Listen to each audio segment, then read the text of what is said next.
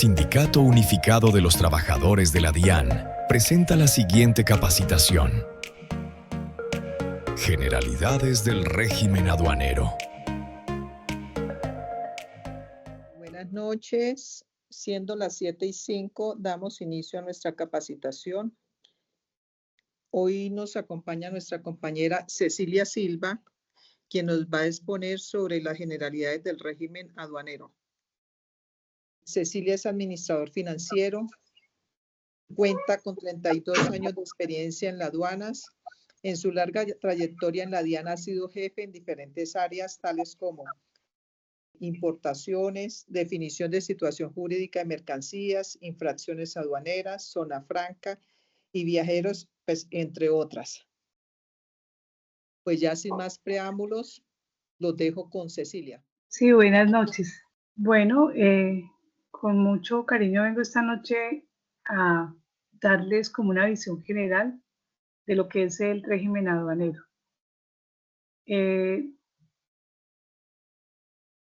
Vamos a tener una visión, como les he dicho, de lo que se compone la parte aduanera y los controles a los que estamos llamados como servidores públicos respecto al ingreso, a la salida de mercancías y al tránsito de esas mercancías a través o por territorio colombiano cuando estas mercancías no han pagado los tributos aduaneros. Entonces, cuando hablemos de aduanas, siempre ubiquémonos en tres frentes. Eso es bien importante. Y en los concursos he visto que muchas veces esta pregunta es la primera que aduaneramente sale. ¿Qué compone el régimen aduanero? Entonces, en ese sentido, siempre pensar que cuando hablamos de aduanas en cualquier país, tenemos las importaciones, tenemos las exportaciones y el tránsito aduanero. Hoy nos vamos a dedicar a lo que es importaciones, al ingreso de mercancías a Colombia, a su nacionalización de una manera muy general, porque lo que se quiere tener es una visión del régimen aduanero y de la parte de tránsito aduanero. Exportaciones, pues ya lo vimos con Manuel. Nuestro régimen aduanero tiene unos principios. Antes llegamos a tener estatuto aduanero. Hoy en día tenemos un decreto y este decreto nos está hablando de un régimen aduanero en Colombia. Pero sin embargo, no podríamos quedarnos sin los principios que son los que deben regir a un funcionario cuando ejerce las funciones aduaneras, específicamente, que es lo que estamos viendo esta noche. Y dentro de los principios rectores que nos hablan, debemos ser eficientes, impartir justicia, cuando haya favorabilidad aplicarla, siempre se debe pensar en la tipicidad, que los hechos estén tipificados para que asimismo exigirle a los usuarios que cuando ellos presenten sus actuaciones también estén acordes a la norma. Debe haber una prohibición a la doble sanción sobre una misma infracción. Y lo mismo también, que una mercancía no sea aprehendida en dos ocasiones. A veces se puede configurar si una doble causal de aprehensión, he visto casos. Prohibición a la analogía, es que yo no sé mucho, pero me parece, pero alguna vez alguien me dijo, no, es lo que esté expresamente escrito y no porque se me parece a otra situación. Es como yo debo actuar, es frente a la norma aplicada frente al hecho especial y específico de cada uno de nuestros usuarios. Prevalecer lo sustancial. También he visto preguntas en los exámenes sobre eso, donde colocan un ejemplo y se puede diferenciar fácilmente que están hablando de una situación para que se juzgue de manera sustancial, o sea, lo que se busca con la norma y no de forma. Pero lastimosamente a veces pues hay condiciones de algunos seres humanos que por la forma entonces toman decisiones. No es que debía haber colocado primero esta descripción y luego aquello, no. Priman lo sustancial, la aplicación de la norma a lo sustancial de la norma a la forma de cómo se presente la declaración, siempre y cuando no afecte lo sustancial. La seguridad y facilitación de la cadena logística en el comercio exterior, y ahí es donde vamos a ver todo lo de operación aduanera a grandes rasgos, como digo, es muy general lo que vamos a ver esta noche. Muy importante las definiciones, son muy importantes las definiciones. Las definiciones en aduanas deben ser de acuerdo a como está escrito en nuestro decreto 1165, que es el que tenemos vigente en este momento. Y en esas definiciones, por ejemplo, ¿qué es un efecto personal? Cualquiera puede pensar, un efecto personal, mi televisor, y puede ser un efecto personal, mi bicicleta, hablando por ejemplo de un viajero. Pero cuando yo voy a efectos personales, esta definición está dada para saber identificar que si un viajero ingresa al país, efectos personales está definido exegéticamente como los elementos nuevos o usados, que un viajero pueda necesitar durante el transcurso del viaje. Entonces, ¿el señor necesita un televisor para viajar? No. Entonces deja de ser efecto aduanero a nivel y en el contexto aduanero. Entonces, por eso es tan importante que cuando hablemos de un aviso de arribo, de un aviso de llegada, de un vuelo lastre, qué es importación, qué es exportación, qué es un manifiesto, siempre nos vayamos al entender de lo que nos está arreglando las definiciones. Entonces, yo puedo decir, es que ese avión arribó a las 3 y se puede entender a qué se está refiriendo, que el avión llegó a esa hora. Pero resulta que si ese avión trae solo pasajeros, él debe dar un aviso de arribo. Pero si ese avión viene con pasajeros y cargas, debe dar un aviso de llegada. Entonces, si técnicamente yo le diría, necesito, señor transportador, que me haga llegar el número del aviso de llegada. Y él dice, pero aviso de llegada, yo solo, pero oiga que el aviso de llegada, tenemos el de arribo. No, yo quiero el de llegada, pero yo no tengo aviso de llegada.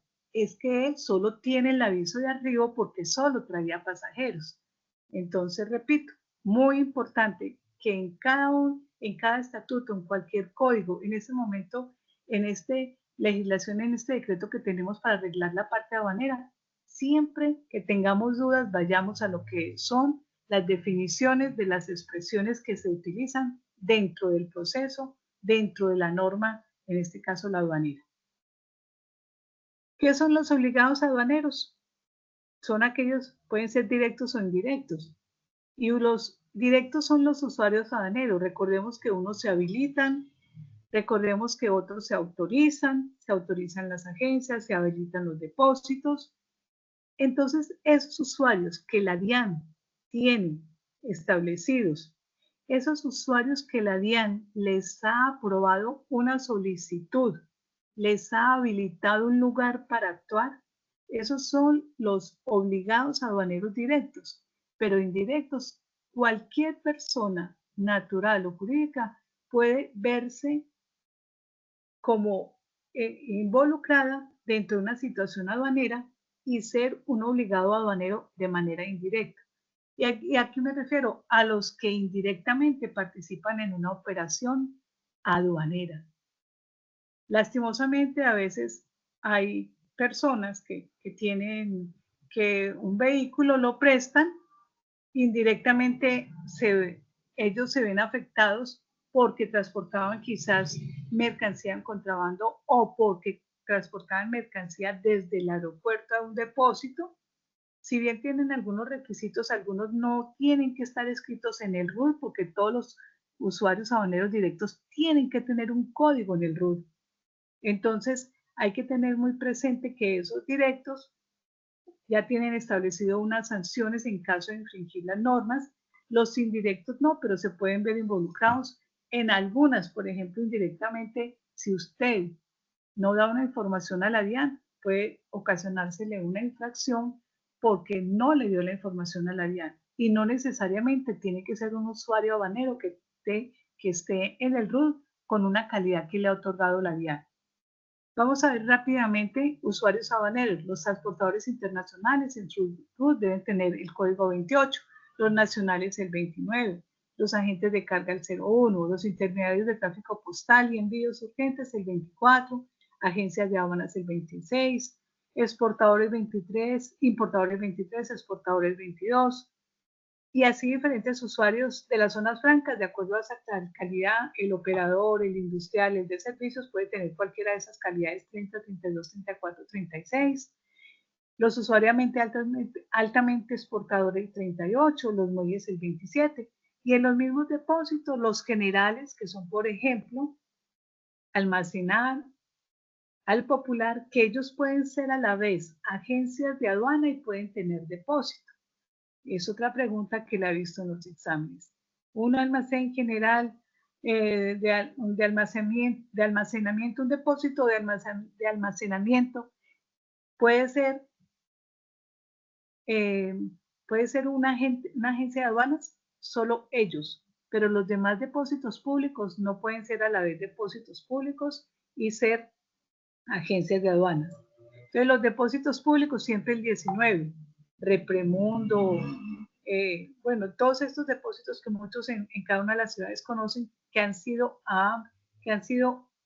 habilitados por la DIAN. Los de transformación y ensamble, envíos urgentes el 17, aeronáuticos 14, los francos el 13, y ahorita vamos a ver de qué se tratan esos frente a algunos usuarios que vamos a analizar.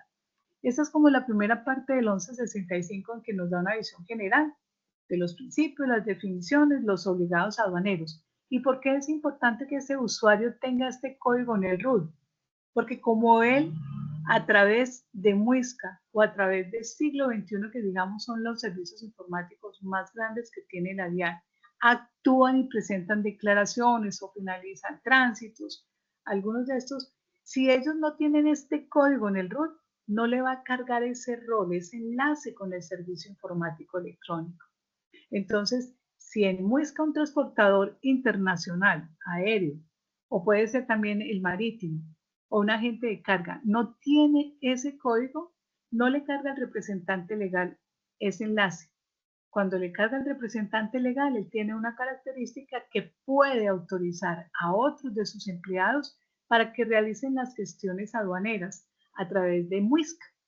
Obviamente un gerente no se va a sentar a hacer un manifiesto de carga, pero ese personal que tiene que ver con comercio exterior de su empresa, él sí, y él a su vez va a poder decir, usted le voy a autorizar para que ingrese información de documentos de transporte. Usted solamente me va a poder hacer esto o aquello. Y esos roles, entonces, son de responsabilidad siempre de la empresa, que responderá ante la DIAN si utiliza mal los roles, o sea, si utiliza indebidamente los servicios informáticos. Vamos a mirar de una manera muy general a través de este cuadro. Vamos a mirar el proceso de ingreso de las mercancías. Y en este proceso nos vamos a dar cuenta que una mercancía, que un importador, en este momento vamos a entrar prácticamente a la primera parte de una importación de una mercancía a Colombia. Entonces, la importación es toda aquella mercancía de procedencia extranjera que llega a nuestro país. Entonces, en este caso, se contrata por parte de un importador. Aquí interviene el importador, el transportador o un agente de carga. ¿Qué hace el importador? Va donde un transportador internacional y le dice, necesito que me envíe esta mercancía desde China, desde España, desde Estados Unidos. Allá contrata con el transportador o con un agente de carga. ¿Cuál es la diferencia? El agente de carga, él recoge mercancía, la consolida y se la entrega al transportador principal, que es el que va a tener la responsabilidad de ingresar esa mercancía a Colombia. Entonces, después de haber ese contrato de transporte, se hace el envío desde el exterior a Colombia. ¿Qué pasa después? Tan pronto se recibe esa mercancía, hoy en día, gracias a la tecnología y gracias a Muisca, desde el 2009 que inició Muisca, ¿qué hacen los transportadores? Gestionan un archivo XML con toda la información de los documentos de transporte que están amparando mercancías que vienen para un puerto o un aeropuerto autorizado por la DIAN para el ingreso de mercancías de procedencia extranjera. Por eso es que tenemos en Colombia aeropuertos nacionales y aeropuertos internacionales y en todos los países de igual manera. Se dice que lo primero que hace o el agente de carga, que es el que le recibe la mercancía a ese importador para mandarla a Colombia, o el transportador, porque directamente también uno le puede entregar la mercancía a un transportador, que es el que va a traerla a Colombia. Cualquiera de los dos que debe hacer, lo que llamamos documentar, que es presentar el documento de transporte, presentar quién lo está enviando, a quién viene, qué mercancía es, cuánto pesa, los bultos, ¿sí? Ese señor agente de carga o el transportador presenta a la DIAN, le presenta la información de cada documento. Obviamente la tecnología, hoy en día, con el solo hecho de recibirle a una persona su nombre, dirección, para dónde, qué contiene y tal, listo, el valor. En ese momento, al generarle la guía a la persona de una vez, informáticamente lo están mandando a ese programa, a ese software que tienen, en el cual va después simplemente darle un clic para que se forme ese archivo XML, que es el que van a mandar a través de Muisca, gracias al usuario que tienen creado cuando se escribieron en el root y se les dio esa facultad de ser agentes de carga o de ser transportadores. Y ya en las guías vamos a ver en el transcurso de Muisca que hay guías directas. Yo llego donde un transportador a España y le entrego mi mercancía. No actúa ningún agente de carga. Esa guía se llama directa porque el contrato es directo de transporte entre ese transportador y la persona que se la está entregando. Un consolidado, una guía consolidada, puede ser uno o dos, lo hacen los agentes de carga. Hay agentes de carga que recogen en determinadas partes del mundo y se lo dan a otro agente de carga. Y ese segundo agente de carga se lo da al transportador. Ahí habrían consolidadas nivel 1 y consolidadas nivel 2. Puede haber solo consolidador 1, que sería un solo agente de carga y le entrega al transportador. Y cuando el transportador manifiesta esa carga, simplemente él va a tomar el total de bultos y el total de peso de todo lo que le entregó del todo el consolidado, y él va a tomar eso y para él se va a llamar máster, pero para el agente de carga son guías consolidadas. Y es todas las hijitas que tienen las consolidadas, o sea, las que ha recogido ese agente de carga, se llaman guías hijas. En tráfico postal, los intermediarios de tráfico postal son los que le presentan la información de cada documento a la DIAN. Y sus guías, entonces, ese ya no se llama consolidado en ellos, sino que se llama manifiesto expreso, pero es una forma de llamar la guía en la que ellos recopilan y le pegan a ese número todas las otras guías de mensajería que a veces la manifiestan como hijas. La arquitectura de Muisca lo permite para que se transmita la información, pero el nombre técnico son guías de mensajería, pero es la misma nivel de las hijas que son las que tienen los consolidados de los agentes de cargo. En tráfico postal, en vez de hacer un consolidado, se llama manifiesto expreso y las hijitas, el nombre correcto, son guías de mensajería. Independiente de esto, es para tener una visión muy, muy general de todas las clases de guía y que si después vamos a mirar una información en Muisca, podamos entender por qué y cuál es la jerarquía de esos documentos. En ese momento lo presentan. Cada documento se le debe conformar un formato 1166. Aquí lo tenemos. Esto es un ejemplo donde una empresa marítima, ¿sí?, le está presentando a la DIAN, le está diciendo que tiene un consolidado y de una vez que le da el nombre del consolidado y le da el número de esa guía. Entonces, sé que es muy pequeña la imagen, pero entonces en este caso solo es para que miremos que cuando veamos este formato 1166 le estamos informando, hay una persona que está interviniendo en el proceso de Muisca de ingreso de mercancías y está presentando la información de un documento de transporte. Que ese documento de transporte puede ser un hijo o puede ser un consolidado de carga. De esto es importante ver, y lo vamos a tener en cuenta más adelante, que hay una parte en esta presentación de esta información de ese documento de transporte que se llama disposición de la carga.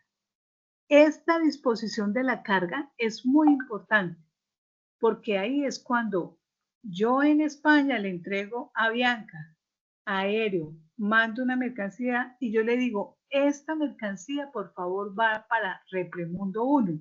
Entonces la disposición cuando ellos ingresan la mercancía debe ser ingreso a depósito, tiene sus códigos y ya después les aparece todos los depósitos que están habilitados y le dan el código que corresponda. Pero otra persona puede mandar X mercancía y dice, no, por favor, la disposición de esta carga cuando llegue a Colombia es que se va para la zona franca de Bogotá. O si llega por Armenia, entonces a su zona franca o de acuerdo a donde están llegando, es del aeropuerto internacional. No, es que esta carga llega a Buenaventura, pero llega marítimo. Pero esta carga va a ir en continuación de viaje hasta Pereira. Entonces la disposición es continuación de viaje y así sucesivamente puede ser un tránsito nacional, puede ser un transbordo, que ahora cuando veamos tránsito vamos a mirar la diferencia que hay en estas disposiciones frente a ese régimen de tránsito aduanero. También puede ir para un depósito franco. Recordemos que los depósitos francos son aquellos que están en los aeropuertos, los que uno conoce como duty free, donde uno hace compras cuando sale o llega del país y eso, entonces, ese depósito se llama franco. Uno nunca dice voy al depósito franco a comprar un perfume. Uno dice voy al Duty Free o voy a Tensa o cualquiera de ellos. Técnicamente para la DIAN ellos están autorizados como, están habilitados como depósitos francos. No, que esto es mi equipaje, que yo me vine y cuando llegué a Viajeros dije, es obligación y presenté mi 530 y dije, mi equipaje me lo envían dentro de 8 días porque no lo puede traer todo. Entonces, cuando ellos le dicen, yo voy, la persona que me lo envía desde Miami, va y le dice al transportador, trae este equipaje, le va para Cecilia Silva, por favor, le coloca ahí que esto es un equipaje no acompañado. Esa disposición también existe. La entrega urgente, convenios internacionales. Esta disposición de la carga es bien importante porque cuando llegan, por ejemplo, para los diplomáticos, las valijas diplomáticas o algunas mercancías o sobres que vienen para ellos, ¿sí?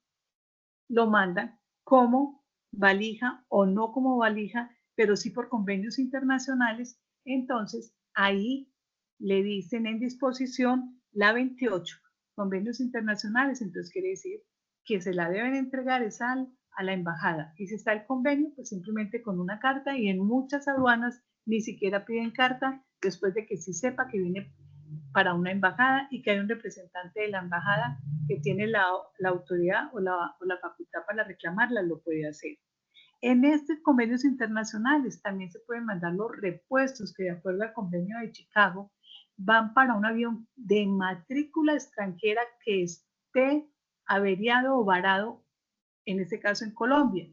Entonces, como el convenio dice que todo avión que esté varado en Colombia o en cualquiera de los países que están adscritos al convenio de Chicago y que por algún motivo estén varados, el repuesto se les puede enviar sin que medie ningún trámite aduanero. Entonces, también en este caso, se le dice al transportador que lleve ese repuesto, que hasta lo puede traer el mismo piloto, y gracias al convenio con Chicago y a esta disposición, entonces se le puede entregar directamente a esa aeronave. Pues obviamente lo que sí se hace es una verificación y con torre de control se averigua que el avión de matrícula, en este caso no podría ser un HK, que es matrícula colombiana, podría ser un November, que son los americanos. Entonces de N420 está varado, torre le dice a uno que sí, y uno mira que en la guía hubiera sido primero manifestado y que en la descripción del 1166 diga que esa mercancía que llega ahí, que es un repuesto, obedece a una disposición 28, o sea, un convenio internacional. Después de que se presentan estos documentos a la DIAN por parte del responsable, que puede ser un agente de carga, puede ser un transportador y un intermediario de tráfico postal, me faltó aquí, porque ellos tienen la obligación de presentar la información de cada documento, de cada guía que llegan por nosotros, trayéndonos que compramos en Amazon, que compramos en diferentes. Así, así uno se la compre a cualquiera de estas empresas, esas guías cuando llegan, digamos, los la hay acopio en Panamá y acopio en Miami y quizás en otros países de Europa, tienen necesariamente que entregársele a un intermediario de tráfico postal y envíos urgentes. Entonces en Estados Unidos se ve mucho que hay familias, que hay conocidos que están en New Jersey, que están en otras, hasta en el mismo California, y desde allá la mandan a Miami, y en Miami hay una persona que hace como el acopio de todo esto y se la entrega a un intermediario de tráfico postal y envíos urgentes que esté autorizado en Colombia para poderla ingresar. No que yo se la entregué allá a fulanitos y entonces esos fulanitos son los que me la trajeron hasta acá. No, fueron las que la presentaron a la DIAN. No, necesariamente lo entregan a un intermediario de tráfico postal para que esa mercancía nos pueda llegar a casa. Lo que es, por ejemplo, DHL, tiene un centro de acopio espectacularmente grande en Panamá y la mayoría de la carga que llega a Colombia, a los países de Sudamérica, se hace en Panamá, en ese centro, se clasifica y se envía a Colombia. Desde ahí es cuando ellos documentan, porque todo llega a Panamá y desde allá es que ellos hacen el manifiesto expreso con todas las hijas de mensajería, con todas las hijitas de mensajería especializada y la presentan a Colombia antes de llegar, con la ventaja pues que ellos tienen sus aviones propios en los cuales traen todos estos paquetes de mensajería. Presentada la información con el 1166, ya viene la responsabilidad del transportador principal. Y entonces ese transportador principal es el que va a traer la mercancía a Colombia. Como ya les decía, entonces puede haber un transportador que viene desde Valencia hasta otro puerto en España. Y entonces el que la transporta de Valencia o de otro medio que esté en el Mediterráneo hasta Valencia y hasta el final, esos no son los transportadores principales para la DIAN en Colombia. Son los que anteceden a la entrega de la mercancía al principal, que es el que la va a traer a Colombia. Por ejemplo, Mediterráneo Shipping Company. Entonces él puede recoger en varios puertos y puede llegar hasta México, y en México en Manzanillo y en otros puertos puede recoger mercancía y puede llegar al mismo Panamá. Pero cuando llega a Buenaventura, el que lo entrega en Buenaventura para nosotros es el transportador principal. Y él es el encargado entonces de manifestar. Hay unas llaves en la arquitectura de Muisca en las cuales cuando el consolidador coge 50 guías y forma su consolidado número 1, se lo entrega al principal, el principal entonces crea su máster y tiene una llave. La máster debe tener el mismo número de guía y debe también que tener la misma fecha. Con esa llave, lo que documentó, presentó ese agente de carga queda pegado a lo que el transportador va a manifestar. Y entonces ahí ya tenemos el 1165. Y en el 1165, como les decía, lo hace el transportador principal. Hay varios puertos en los cuales, ¿cierto? Perdón. Hay varios puertos en los cuales se pueden colocar, sobre todo en el marítimo se ve. En el aéreo no tanto, porque por lo regular los vuelos vienen, así sea desde Washington, vienen desde Alemania, hay muchos vuelos que vienen de España, otros de Francia. No se ve esto tanto, pero en el marítimo sí se ve que pasa por varios puertos, desde China, luego pasa a España, o da la vuelta por el otro lado, llega primero a México, y de México entonces se llega a Buenaventura. Eso es importante para después justificar si hay demoras o si hay anticipación de la llegada de esos medios de transporte al país que puedan ocasionar quizás alguna infracción aduanera. Entonces, este manifiesto lo presenta ¿quién? El transportador principal. El manifiesto nunca lo presenta, el manifiesto de carga nunca lo presenta ni un intermediario ni un agente de carga. Entonces recordemos que puede ser otra pregunta. ¿Quién presenta el manifiesto de carga? El transportador principal. Acá en esto él va a colocar todos los números del consolidado y en la parte de adelante va a resumir en total cuántas toneladas trae ese buque y el total de bultos que trae.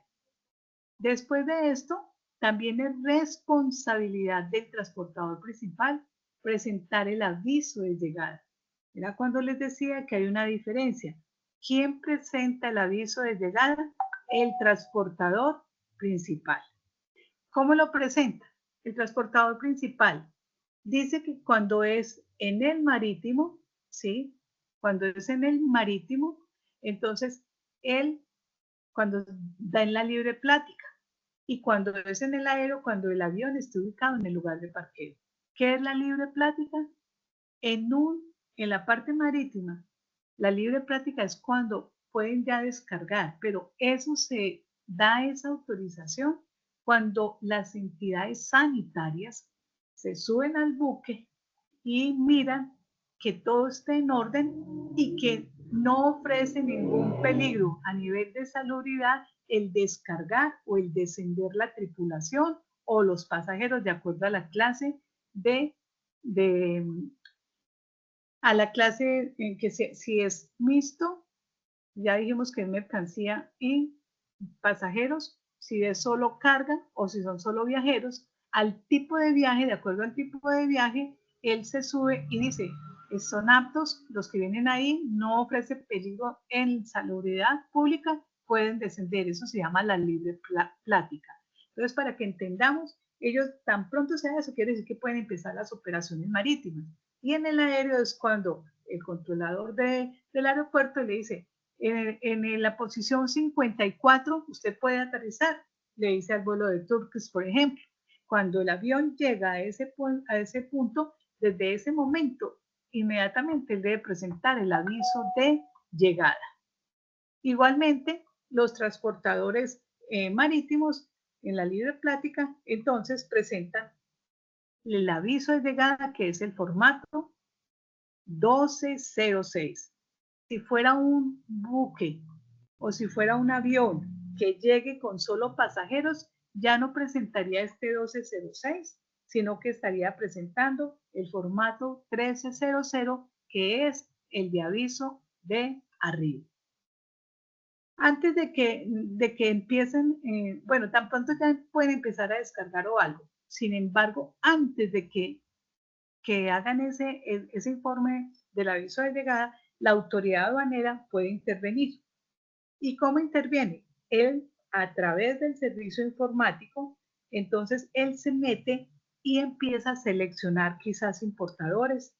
Dice, oiga, este importador yo nunca lo he visto, este es nuevo, este trae una carga que es delicada, lo que sea. En ese momento la autoridad aduanera puede colocar algunas cargas en inclusión forzosa y dice, no le voy a permitir que siga el proceso, que si yo no lo hago, él va a presentar el aviso de arriba, después de eso va a presentar el informe de inconsistencias, que le sobraron, que le faltó carga. Ellos quedan frenados el transportador respecto a algunas cargas para que las sigan el trámite en muestra y así no las puedan llevar al depósito. Pero es porque la DIAN coloca esa inclusión forzosa y hasta que ellos no van y hacen inspección de esas mercancías, entonces este transportador no va a poder seguir si él con lo que se llama la planilla de traslado, que esa planilla es un formato 1178, que quiere decir que el transportador ya del aeropuerto o del puerto marítimo lo está llevando al lugar de acuerdo a la disposición, o a zona franca, o a un depósito, o al muelle, o a las diferentes lugares que están habilitados para llevar la mercancía. En este caso, cuando el transportador ya llega la mercancía al depósito, se produce la recepción de esa carga y también se hace por muesca, o sea que tanto el transportador aéreo tiene la opción para hacer un 1178, que es la planilla para llevarla al depósito, zona franca, o a un depósito privado también, siempre y cuando esté autorizado. y el depósito hace la recepción, llama el número de esta 1178 y le carga toda la información, la guía de la 3010. Viene con 50 bultos y pesa 2000 kilos. Él la pesa y él, mira, aquí están los 50 bultos. Ah, pero pesa tanto. El peso real es lo que él debe en ese momento, debe colocar. Al colocar ese peso real, entonces, de una vez le está informando a la DIAN las inconsistencias. Eran 20 bultos y llegaron 19. Venían en buen o en mal estado. Cualquier inconsistencia él la presenta acá. Así como el transportador tiene unas horas para, después de que baja la mercancía, decirle a la DIAN, me faltó o me llegó un sobrante, y poderlo justificar, y de acuerdo a eso la autoridad aduanera, si es un sobrante, autorizarlo para que lo pegue al manifiesto.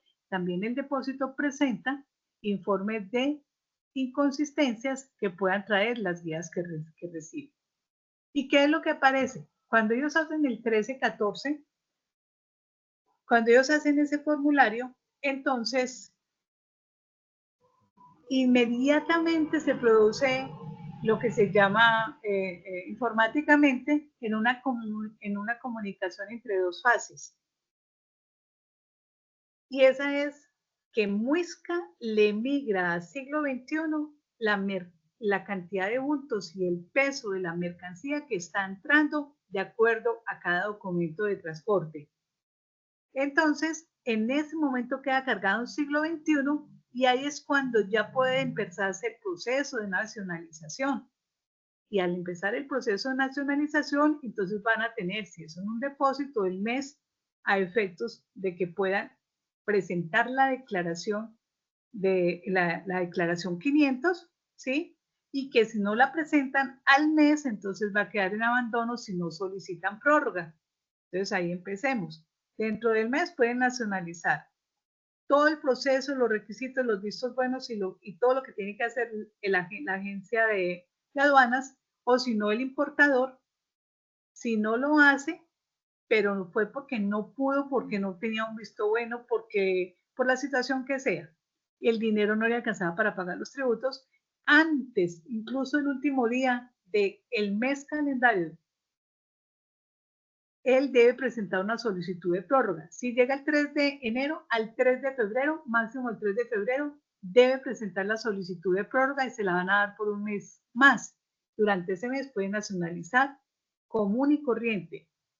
Y el mes siguiente, si pidió prórroga, o sea, prácticamente el tercer mes, si no presentó la declaración, va a poder legalizar con un rescate.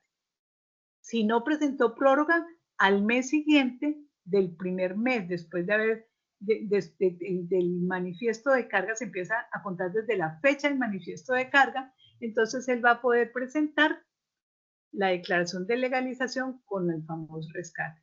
Entonces, resumo, el transportador entrega con el número del manifiesto, la fecha de ese manifiesto, la persona tiene un mes para nacionalizar. Si no pide prórroga dentro del mes siguiente, ya se le da el abandono, pero puede legalizar. Si dentro del mes siguiente no legaliza, queda en abandono a favor de la nación y no tiene que mediar ningún acto administrativo. Pero si él pide prórroga, se le aumenta un mes más para que nacionalice, pero si en ese mes que se le otorgó la prórroga, él no nacionalizó, tiene el mes siguiente para la legalización. Y si no legaliza, al otro mes ya la mercancía queda en abandono a favor de la nación.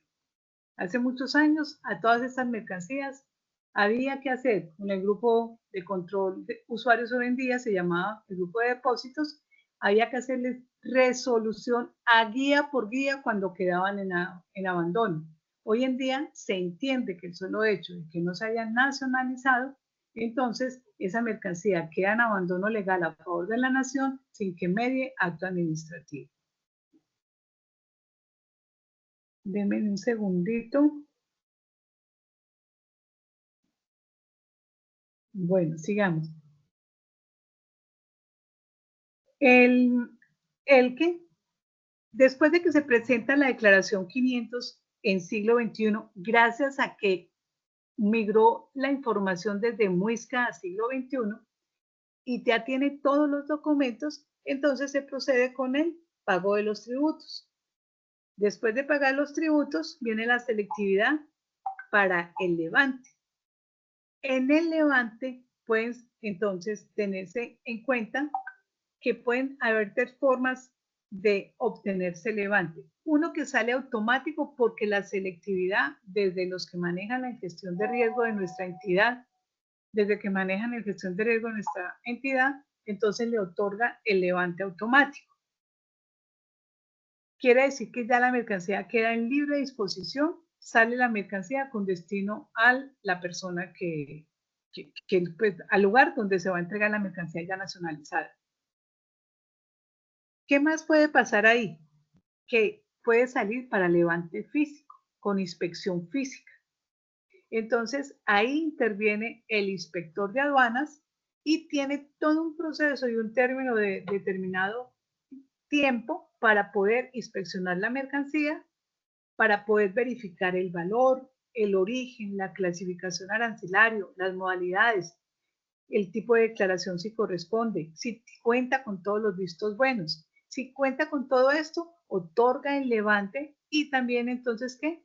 Sale la mercancía, ¿cierto? Para el lugar donde ya lo vaya a entregar el declarante.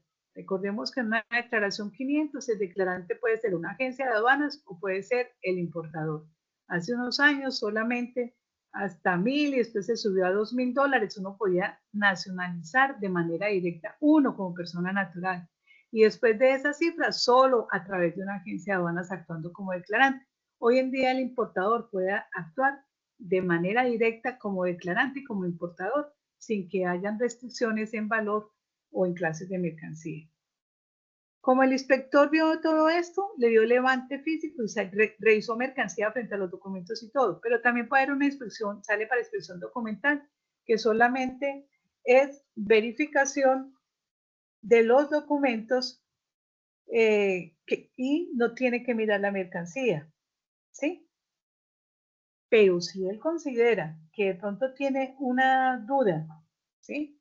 Y que esa mercancía como que no le cuadra con la factura, él tiene la facultad, tiene para ir a mirar la mercancía, no obstante que haya salido la mercancía para una inspección documental, ¿sí?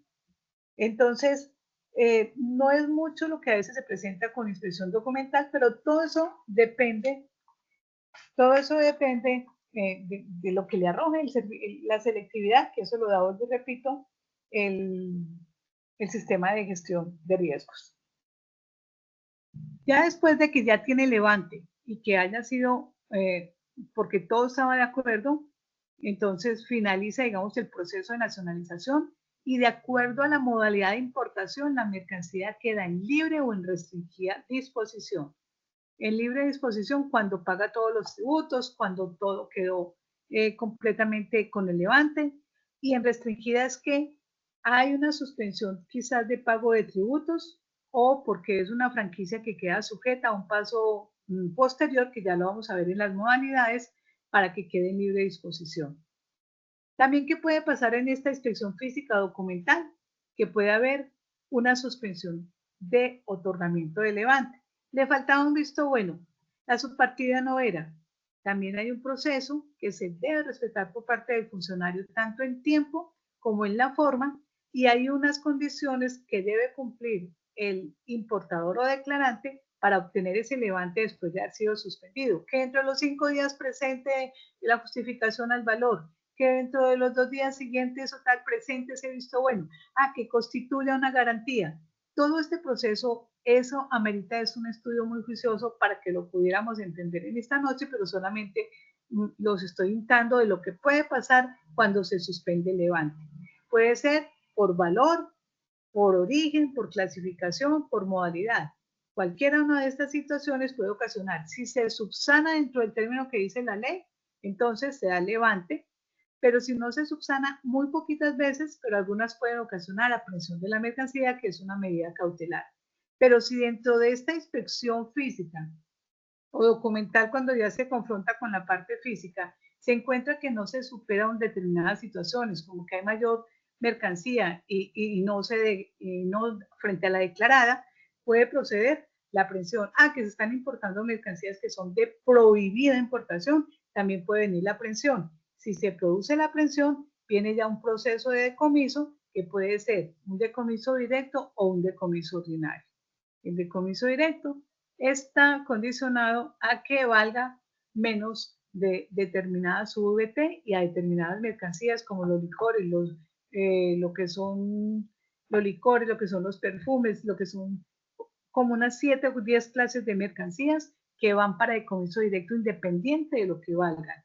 Y las demás que no sean esas mercancías, ahí sí están condicionadas a un valor que son 500 VT.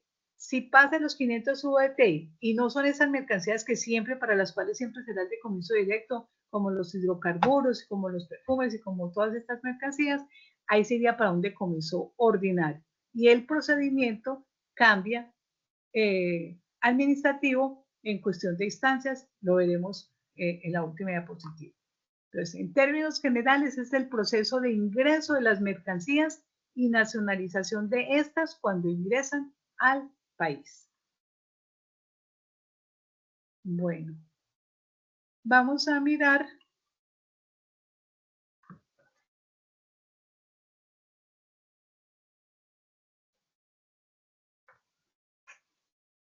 lo que tiene que ver con, solo para que lo tengamos solamente visualizado, el 1207, entonces este es el informe de descarga e inconsistencia, lo que les decía, en el avión aparece que llegan 2 cargas más, no es malo ni es de mala fe. En las operaciones logísticas, un avión ya está para despegar, puede ser carguero o mixto, y entonces que hay una cosa que es urgente porque es un órgano que es para un implante y que va para Colombia. Prefieren a veces sacar determinada carga para meter eso. Entonces va a haber un faltante de la que sacaron y va a haber un sobrante. Puede que no tengan que sacar nada porque la caja es muy pequeña. También cupo, pero no estaba documentada ni manifestada. Entonces ahí puede llegar sobrante. Pero en este informe dicen, me llegó una guía más y esa guía va para fulano, tal pesa tanto, tanto de aquello. Lo importante es que cuando se presente este informe, entonces se diga que llegó esa mercancía y la DIAN revisa, verifica y le da el funcionario de carga el visto bueno para que esta mercancía que se presentó en este formato 1207, que es el de este, se pegue al manifiesto de carga y quede manifestada. Y el faltante, que por qué no llegó, es que se mandó equivocadamente para otro lugar, no se cargó a última hora, ahí tiene las justificaciones según la norma. El 1178, que fue el que les dije, que es el que hace los transportadores para llevarla al otro lugar de almacenamiento, y este es el 1314, que es el que reciben los depósitos o las zonas francas cuando llega la mercancía y es entregada por un transportador. Listo, entonces, en el proceso de importación, entonces, lo que vamos a hacer es ver muy por encima también, para que podamos tener al menos la visión, de que este es un proceso que gracias a los avances en procedimientos, en organización que ha tenido la DIAN, con la experiencia que uno ha tenido, le tocó ver desde la parte que era manual. Imaginemos lo que era antes del 2009, lo que hacían los funcionarios de un grupo que se llamaba Registro Aduanero. Todas las guías, absolutamente las guías de la mercancía que traía un avión. Voy a hablar en la parte aérea, que fue la que conocí de primera mano. Si venían 2.000 guías, 200 guías, 50 guías, 20 guías, fueran las que fueran, se tenían que llevar físicas y en duplicado, triplicado, hasta no me acuerdo, eran triplicado a ese grupo. ¿Y qué hacía el funcionario aduanero? Le ponía el sello a cada guía, manifiesto tal, y se llevaban consecutivos manifiestos, todo era manual. Manifiesto tal, manifiesto tal, manifiesto tal. Y esto ya era un castigo. Hoy en día, a pesar de que a veces me da pesar porque se habla a veces mal de Muisca, yo siempre he pensado que los problemas que tiene la DIAN es de servidores, que tienen que ser tan robustos para que circule más fácil la información. Se ha mejorado mucho, sí. Y cuando empezó Muisca en el 2009 tuvimos algunos inconvenientes porque colapsaron los servidores, sí. Pero se pudo superar eso, se ha venido superando. A partir del 2009, los más agradecidos con Muisca son los transportadores, porque eran filas y montonones de montonones y montonones de papelería a la que físicamente había que colocarle un número de manifiesto. Hoy en día ellos, con todos los avances que hay en software, todos los avances que hay informáticos, tienen sus mecanismos para, desde que el momento que reciben, imaginémonos hoy en día con todas las compras que hacemos de Amazon y de tantas otras plataformas, sí, de Temu, de tantas que hacemos. Imaginémonos que todas esas guías llegaran físicas y que un funcionario o funcionarios de la DIAN le tuvieran que poner el número del manifiesto. Sería la locura, y fuera eso multiplicado por 3, y fuera eso lo del medio ambiente, y fuera. Entonces intentamos que la DIAN ha evolucionado y que hasta en procedimientos, en encuadernarlos con los procedimientos, tenemos los procesos, tenemos los procedimientos. Este proceso de cumplimiento de obligaciones aduaneras y cambiarias, en el subproceso de operación aduanera, en el procedimiento de nacionalización de mercancías. Ahí está, y cada uno de los procedimientos está bien o mal, se ha ido perfeccionando. Hoy estuve revisando mucho eso y hay unos que nacieron en el 2018, otros alcanzaron a nacer en el 2016. Fue una evolución también que hemos tenido en la parte de organización, y esto para ubicarnos dentro de un examen que podamos presentar.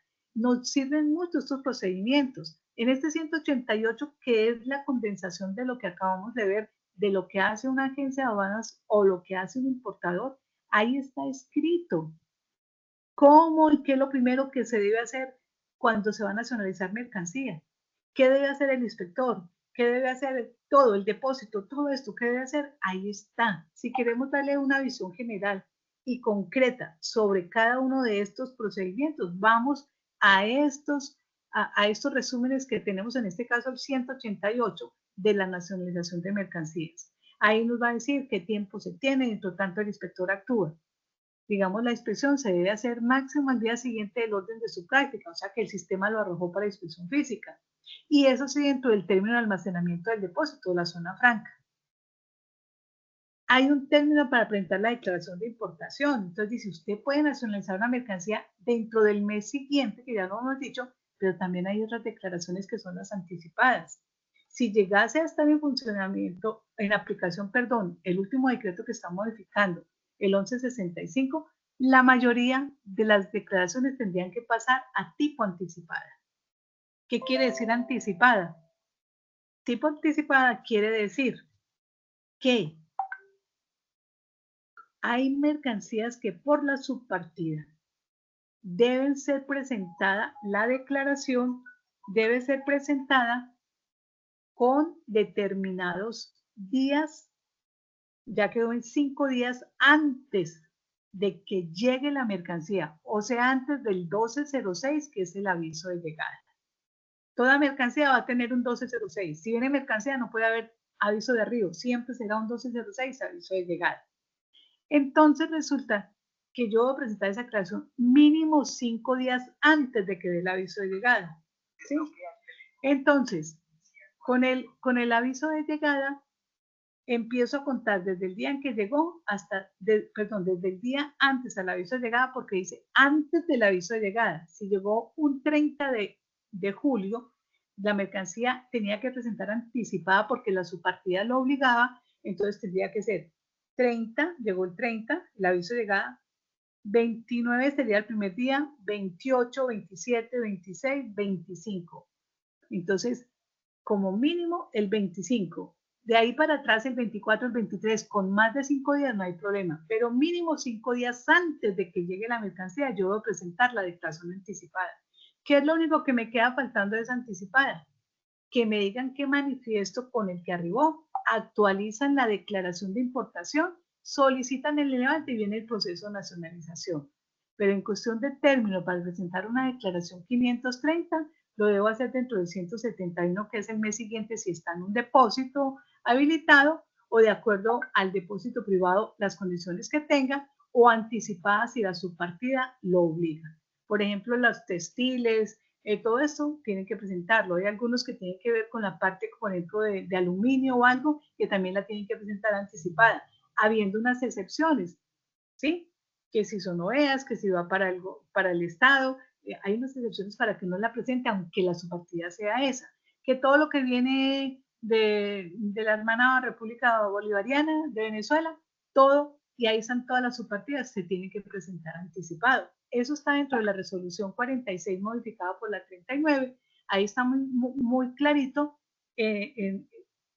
cuáles son las subpartidas para las cuales se tiene que presentar la anticipada. Si no se presenta la anticipada, lastimosamente la sanción posterior es muy onerosa, porque dice que si esa declaración anticipada por cualquier situación obtiene levante, no hubo control de nosotros como DIAN, si esa mercancía obtiene levante y después la DIAN en los programas se da cuenta que esa mercancía fue presentada con 3, con 4 días, debiendo haber sido mínimo 5 días, entonces, ¿qué pasa? Esa mercancía, esa declaración queda sin efecto. Al quedar sin efecto, quiere decir que la mercancía no está en libre disposición. Ah, pero pagó tributos. Sí, pero la norma dice que como no la presentó anticipada, queda sin efecto. Si queda sin efecto, el levante ya no se cancela como antes, ni siquiera hay que hacer una resolución ni un acto administrativo diciendo que se cancela el levante, sino que por ende queda ese levante cancelado. La mercancía, si está sin levante, entonces se encuentra ilegal. Entonces, señor importador, póngame la disposición porque está en causal de aprehensión, porque no tiene levante. Ah, ya no la tengo. Listo, entonces le aplico una sanción del 200% del valor de la mercancía. Por eso es tan delicado este tema de las anticipadas. ¿Sí? Este tema hay que leerlo con mucha calma, el de las anticipadas, porque obliga a algunas subpartidas a presentar la declaración con mínimo 5 días antes del aviso de llegada, so pena de que si yo cuando llego me doy cuenta que lo hice con 3 días y no presento, lo único que me da la norma a mí es un chancecito. Si yo me doy cuenta que mi mercancía llegó con 3 días y era con 5, yo puedo pagar una sanción que es de determinados, del 1% del valor FOB. Si yo pago esa sanción antes de obtener el levante, subsano esa imprecisión o esa dificultad o demuestro que fue que el buque se adelantó o el avión se adelantó. Tienen que ser pruebas muy contundentes. Si yo demuestro eso o pago esa sanción del 1% del valor FOB y obtengo el levante, queda subsanada. Pero si yo no lo demuestro ni pago esa sanción y la mercancía se va, es consumida o es vendida o lo que sea, si no la puedo poner a disposición para que me la prendan, me viene una sanción del 200%. Entonces, como les decía, en este término, al presentar dentro del término, ¿qué vamos a revisar? El valor. El valor es de los temas, pienso yo, más bonitos, pero más delicados de aplicar, porque se tiene que regir, y esto también fue un avance en la DIAN.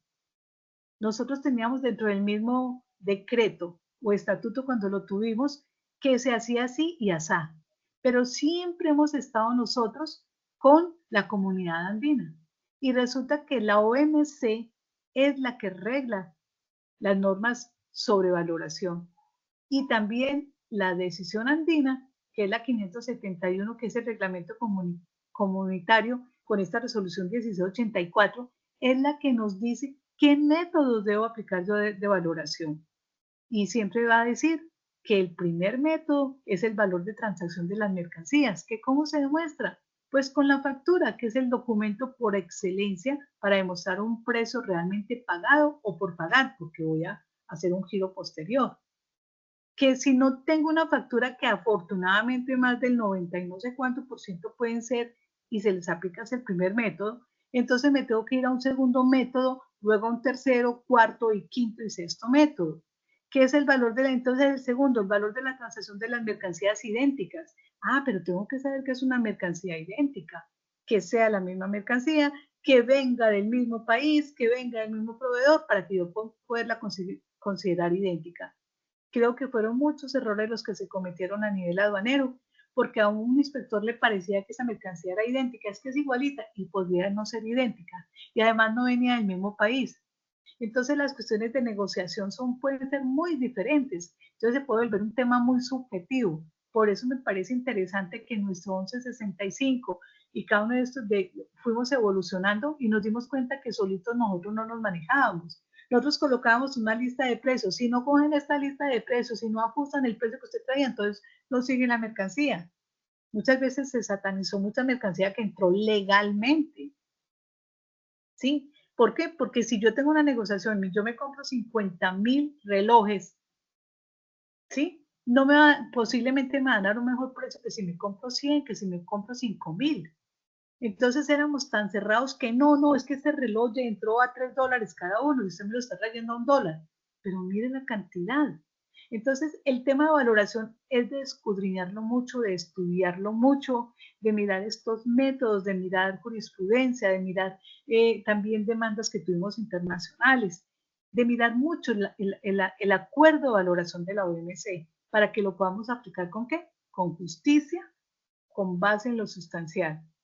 Entonces ahí tendríamos después que el de las mercancías similares, que son similares, que el deductivo, que no había ni paramento, no había factura, no era una idéntica, no era similar. Entonces nos vamos al deductivo, ¿cómo lo aplico? ¿Qué es lo que yo debo tener en cuenta? Y el reconstructivo, y lo mismo el del último recurso. Y también que hay unos mecanismos para valorar mercancías especiales, las usadas, las que se deprecian. Es un tema muy grande que, como les digo, y repito, no me canso de decirles, este es un montadito como de todo, para que lo que nos sintamos motivados o queramos estudiar más sobre eso, sabemos que debemos acudir a estas normas de valoración.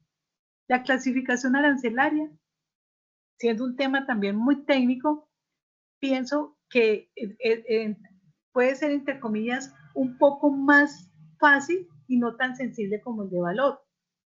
La clasificación entonces nos está regida por el sistema armonizado que lo tenemos y aprobado por la ley que como Colombia está adscrito a la OMA, ¿cierto? Entonces ahí viene una nomenclatura que sabemos que los 4 primeros dígitos de una nomenclatura que es un código que se le coloca a cada mercancía de acuerdo a su naturaleza. Esos 4 códigos son iguales en cualquier aduana del mundo, que los otros 2 dígitos son los que tienen que ver con la región y ya después para completar 10 dígitos tienen que ver con los criterios del país para clasificar las mercancías. En un arancel de aduanas hay capítulos y hay notas del capítulo, hay subpartidas y hay notas también de las subpartidas. Y sabemos que va desde lo más, digamos, primitivo, desde que va desde los animales, las plantas, a nivel que va evolucionando. Así van creciendo las subpartidas arancelarias. Un 40 me habla de caucho. De las primeras subpartidas tenemos los animales, ¿sí? Un 60 me habla ya de textiles. Un 87 me habla de vehículos y así sucesivamente va a nivel como que se va volviendo más complejo el producto, se va a volver, los eléctricos van por la 85, pero todo esto lo que tenemos que hacer, ¿qué es? En todo esto lo que tenemos que hacer es irnos al arancel y a mirar también las notas explicativas y mirar en compendio cada clasificación, que la primera norma de clasificación es de que rige si está expresamente dicho ese. Entonces, si estoy hablando de animales híbridos, entonces miro cuál animal es híbrido, un ácido, entonces va por ahí. Que el 87, que vamos a mirar máquinas procesadoras, entonces me voy exactamente, lo dice así. ¿Qué es una máquina procesadora? Pues el computador. Hay teléfonos que son máquinas procesadoras. Entonces, es un estudio muy precioso, pero digámoslo que se puede establecer más con las notas de capítulo, con las notas de subpartida, que el mismo de valoración. También implica mucho estudio.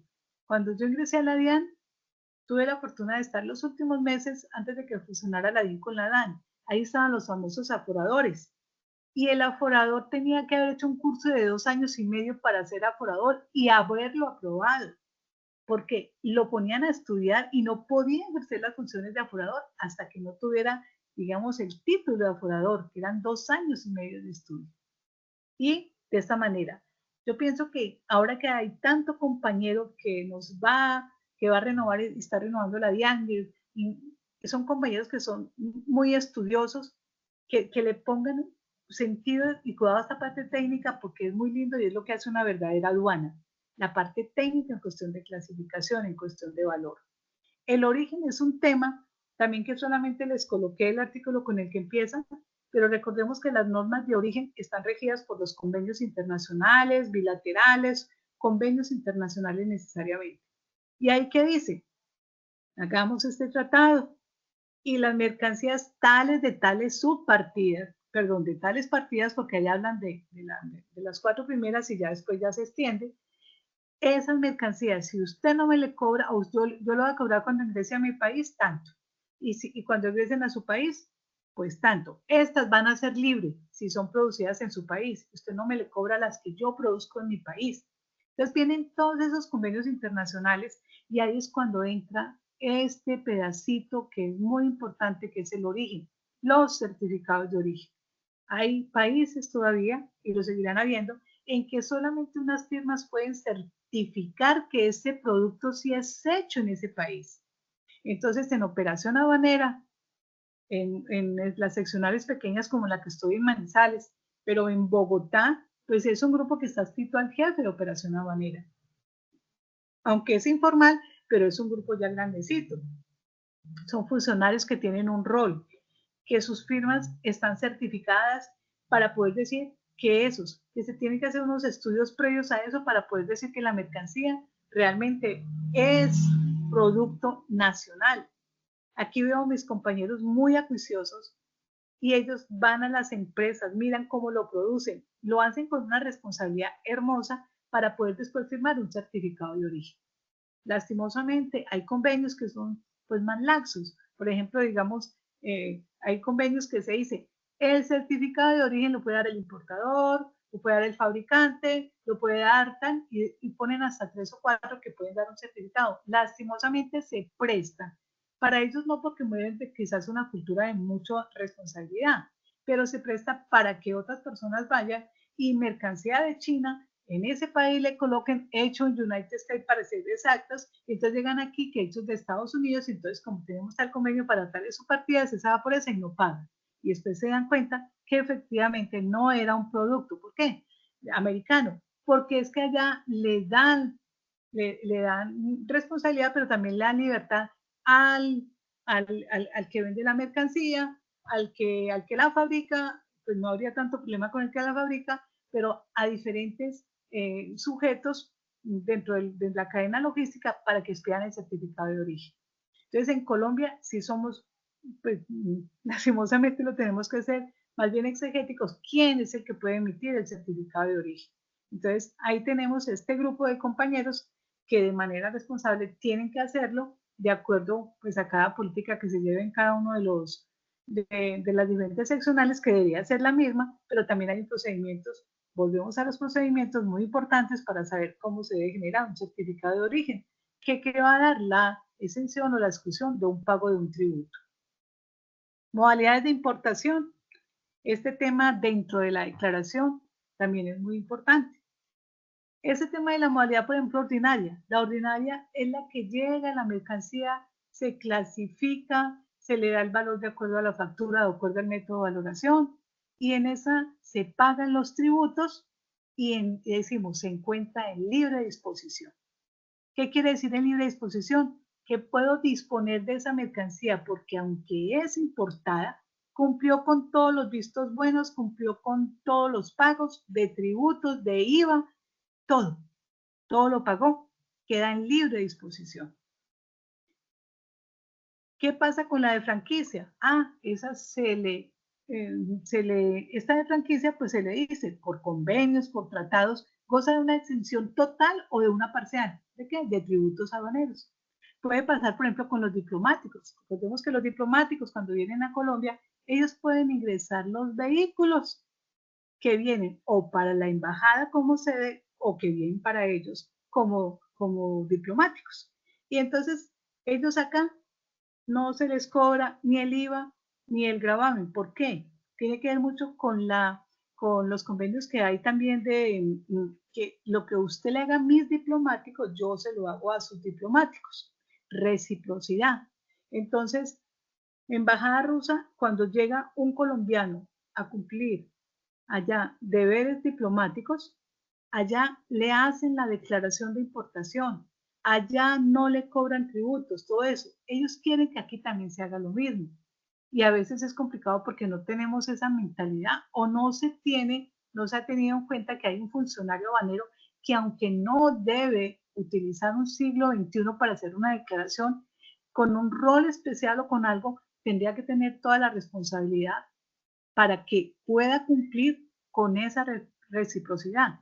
Entonces aquí vamos es a que lo que tengan de franquicia algunos diplomáticos o algunas otras situaciones de ingreso de mercancías, esas mercancías pueden quedar, entre comillas, en libre disposición si siempre el diplomático lo va a utilizar.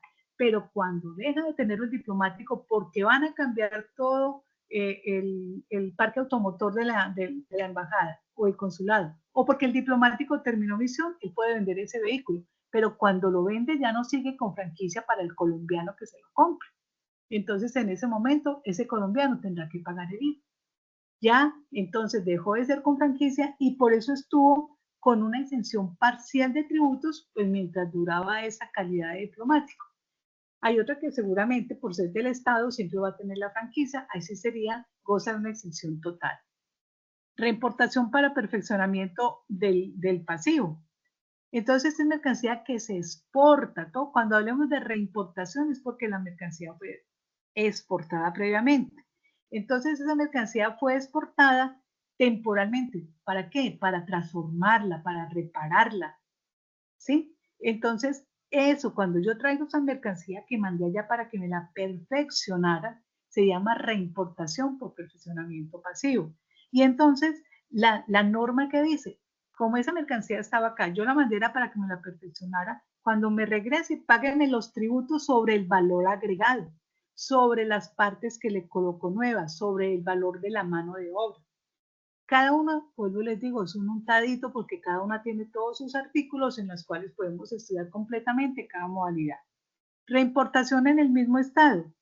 Entonces, para reimportar, ¿yo qué tuve que haberla hecho? Exportado antes. Entonces, yo la exporto temporalmente, ¿cierto?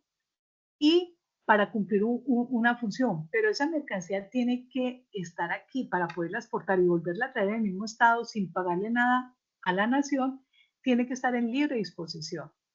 Entonces, puede ser nacional o puede ser importada, pero que esté en libre disposición. Yo tengo aquí un equipo X y en Sudamérica solo lo tengo aquí en Colombia. Entonces, yo lo exporto temporalmente a, a Uruguay para dar allá una charla, porque solo con ese equipo puede ser médico, no médico, puede ser técnico. Entonces, yo lo exporto solamente con el fin de que lo van a utilizar para esto, pero después yo lo reimporto en el mismo estado. A diferencia del anterior, no sufrió ningún perfeccionamiento, ninguna adición. Si lo traigo en el mismo estado, pues obviamente, pues ahí no voy a tener que pagar tributos, pero tengo un término para poderlo volver otra vez a traer al país. ¿Sí? Entonces lo voy a traer durante el año siguiente, aunque se puede prorrogar máximo por 3 años más. Entonces, cada uno tiene sus propiedades, cada una de las modalidades. Importación y cumplimiento de garantía. Entonces, yo, ¿qué hago? Esa importación es porque me salió defectuoso o porque me lo van a cambiar. Entonces, si me sale defectuoso, yo lo mando para el exterior y me lo regresan porque por una garantía le hicieron el ajuste. ¿Qué pago? Sobre el ajuste que me le hicieron y el transporte, yo debo pagar tributos. Lo dice la norma, ¿sí? Ah, pero que no, me lo van a cambiar del todo. Que no, y ellos me dicen, ni me lo mande porque no lo necesito. Yo le creo, yo lo vi, se lo va a cambiar. Hay situaciones en las cuales se exige que se envíe antes. Otras veces que no, que entonces constituye una garantía para que usted me diga que sí lo va a mandar el viejito. No es que usted se me acara aquí con dos. Ah, no, que es que lo van a destruir. Cada una tiene sus bemoles que hay que mirar de acuerdo a la clase de importación que yo voy a hacer. Exportación en el mismo estado. Entonces vienen lo que son las temporales. Entonces, en las temporales yo puedo tener temporales a corto plazo y temporales a largo plazo, ¿sí?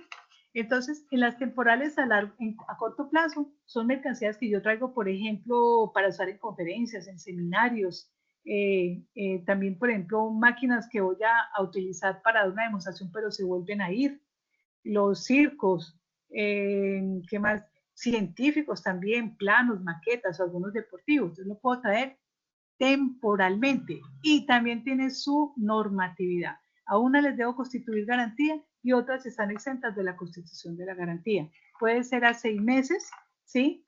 Y lo puedo prorrogar, se da un plazo máximo de otros 6 meses para que esa mercancía esté en el país, debiéndose reexportar cuando se termine esa actividad. Y las de largo plazo, entonces en esas sí podemos tener diferentes de largo plazo, que son, por ejemplo, unas con leasing, que vienen con opción de compra o no. La mayoría son maquinaria amarilla y otras clases de maquinarias que las traigo, las puedo traer hasta 5 años. ¿Y qué pasa? Cuando llega, yo sé cuánto vale la mercancía y cuántos serían los tributos. Cojo los tributos, los debo liquidar en dólares, los divido en 10 cuotas si es a 5 años y cada 6 meses voy pagando la cuota correspondiente a los tributos de eso y cojo esos dólares que eran $100,000 y que entonces cada mes entonces yo tengo que pagar 20,000 o 10,000, entonces yo cojo esos dólares cada semestre, los multiplico por la tasa de cambio vigente en el momento que presente la declaración, la tasa de cambio del viernes anterior, presento la declaración y liquido ahí los tributos y voy pagando los tributos como por cada semestre. A los 5 años ya llevo todas las 10 cuotas, entonces yo ahí resuelvo, ¿la voy a exportar definitivamente o la voy a nacionalizar? Ya he pagado todos determinados tributos, hago un ajuste y presento una declaración de modificación. La primera fue inicial y esta sería una declaración de modificación porque voy a dejarla ya en libre disposición, hago todo el cruce, me miran que yo haya pagado todo correcto, que en el momento que entró tuviera licencia si la necesitaba, todos los requisitos y la mercancía ya quedaría en libre disposición. Y asimismo, pues entonces hay otras clases de modalidades, ¿sí? Que, por ejemplo, también se puede, en esta también de las temporales pueden entrar también los vehículos de los turistas cuando vienen a Colombia, entonces ellos pueden entrar los vehículos para importación temporal, ¿sí? Y hay una importación que tiene que ver con los viajeros que realmente encaja, aunque es una importación temporal a corto plazo, entre comillas, no está completamente reglamentada por esto. Ahí se ha habido un bachecito, pero son las importaciones que hacen los viajeros que residen en el exterior.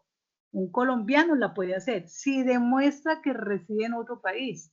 ¿Cómo lo demuestra? Pues con una green card si es en Estados Unidos, con una visa si es en España, o de acuerdo a cada país, los mecanismos que tiene para decir que ese colombiano reside, él puede ingresar esa mercancía, con la diferencia que él la ingresa con unos fines X a una conferencia, a cualquier situación que él lo quiera traer o hasta para enseñarla por si se la compran, con la condición de que cuando él se va del país se la tiene que llevar, con la diferencia de que él lo presenta es una declaración 530 y todas estas otras se tienen que presentar en una declaración 500 solito en siglo XXI. En cambio, la del viajero es una declaración que llena a mano alzada y la trae y que se le pone en el pasaporte, que es una importación temporal, y cuando el señor se va, viene y la presenta, que se la va a llevar, y ya viendo que ya está saliendo del país con esa, se le coloca un sello que dice que finalizó la importación temporal. Asimismo, hay otra clase de importaciones, como la de tráfico postal y envíos urgentes, que son todas aquellas compras que hacemos, que la guía con la que nos entregan la mercancía se vuelve declaración simplificada de importación. Es otra de las preguntas que he visto. ¿Qué clases de declaración de importación pueden demostrar la libre disposición de una mercancía? La 500, que es la que conocemos usualmente, que manejan los importadores, ¿sí? La 530, que es la de los viajeros, y si le tocó pagar tributo con más veras, ahí quedó registrado que pagó tributo por esa mercancía y quedó para su uso, no se puede comercializar, pero es la declaración de importación de lo que entró el viajero. Y la declaración simplificada de importación, que es la de la guía que le entregan a uno cuando se liquidan los tributos, si tuvo que pagar, y cuando se lo entrega a uno el intermediario de tráfico postal y envíos urgentes, entonces esa guía se vuelve declaración simplificada de importación. Entonces, a grandes rasgos, digamos que estas son modalidades, vuelvo y le repito, cada una hay que estudiarla a la minucia para poder entender los requisitos, la forma en que se puede finalizar, que con la destrucción, que con la reexportación, que con la nacionalización, cada una tiene sus características.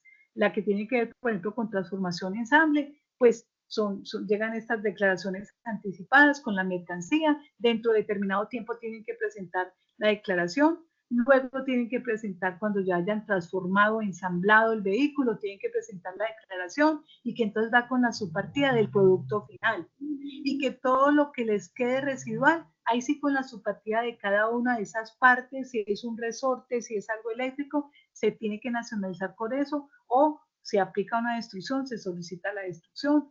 Cualquiera de las situaciones hay que estudiarlas en cada una de estas modalidades de manera juiciosa para saber cómo inicia y cómo puede terminar cualquiera una de las modalidades de importación.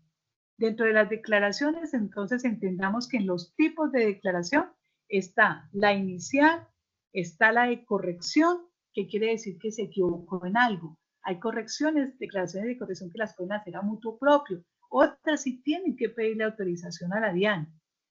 Otras declaraciones son las de legalización. Cuando yo pago el rescate por una mercancía que está incursa en una causal de aprehensión, se llama legalización. La de modificación es la que acabamos de ver, cuando es una mercancía que entró temporal al país y que ya la mercancía se va a dejar, esa declaración se llama de modificación. Y la anticipada, que fue la que vimos, que es la que se debe presentar antes de que la mercancía llegue. La legalización también produce cuando hay abandono. Entonces, que no la nacionalicé este mes y no pedí prórroga, me queda un mesecito para rescatarla. Entonces, también es legalización, pero es porque hay un rescate, porque quedó un abandono y entonces yo pago ese valor del rescate y ya esa declaración no se va a llamar de corrección ni inicial, sino de legalización. Esto es, en términos muy generales, lo que hace y lo que hacemos como DIAN en operación aduanera respecto a las mercancías que ingresan al país y lo que tienen que hacer nuestros usuarios dentro de todo el contexto.